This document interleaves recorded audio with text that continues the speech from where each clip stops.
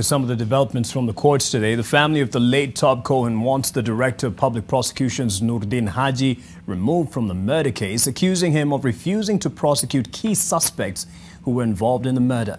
Cohen's wife, Sarah Wairimo, is facing murder charges alongside businessman Peter Karanja, who both deny the charges and are out on bond. Seth Olale has the details.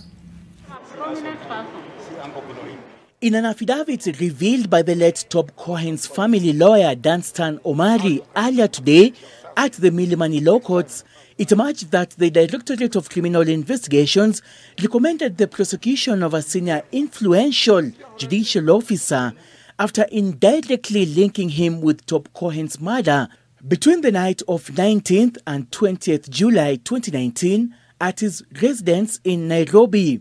The family of the late former Chief Executive Officer of Philips East Africa now wants the Director of Public Prosecutions, Noordin Haji, withdrawn from the murder case for failing to recommend the prosecution of the suspect despite being furnished with evidence by the DCI. As family, we will be contemplating whether with this we can move our petition for removal of the DPP from office if this is how he is conducting prosecution in this country.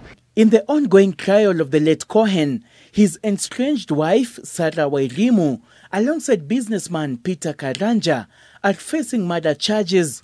They both denied the charges and are out on bond. In the affidavit, the DCI states that the judicial officer was involved in a fraudulent transfer of one of the late director's shares to himself and later to Cohen's estranged wife, Sarah Wairimo. The affidavit further states that the late Cohen was murdered 2 days after the discovery of the fraudulent transfer, placing the discovery of the fraud by late Cohen as the primary motive behind this gruesome murder.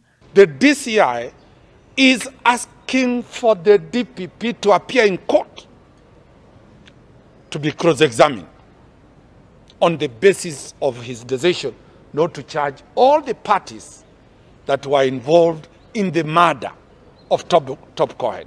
The late Cohen was reported missing in July 2019, with his wife Sarah Wairimo later being arrested and detained after detectives linked her to her husband's death.